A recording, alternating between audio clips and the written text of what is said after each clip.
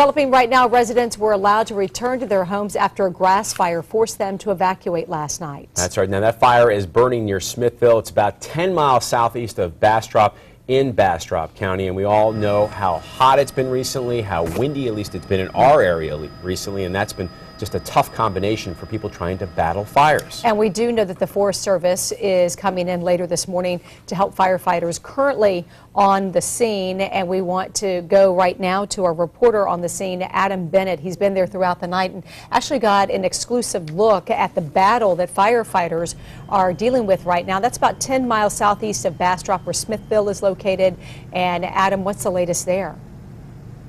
Well, right now the good news is it does seem to be dying down quite a bit from what we saw earlier. Now the winds have been picking up here and there, and firefighters not taking any chances. They've been here throughout the night, about 20 of them just on the other side of those trees behind me, and they plan to stay here through sunrise to make sure the fire doesn't spread.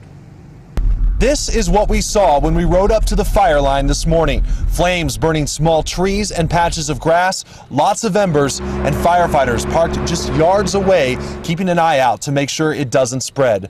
The view overnight, a far cry from just hours earlier when you could see dark smoke for miles, 30-mile-an-hour winds and high humidity quickly spreading the flames. At the height of the fire, roughly 30 people were told to evacuate. Flames coming within 50 feet of one home before firefighters saved it.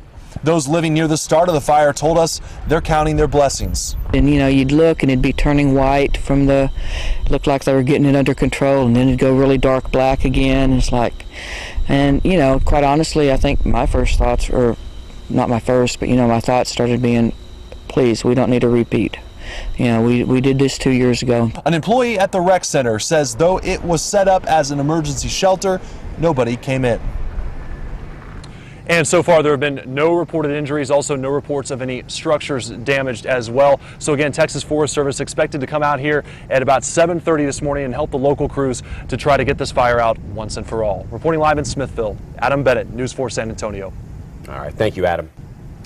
And as Adam just said, at this point, firefighters still aren't sure what caused that fire. And they say they won't be able to investigate fully until they get the flames completely out. So we'll continue to follow that situation.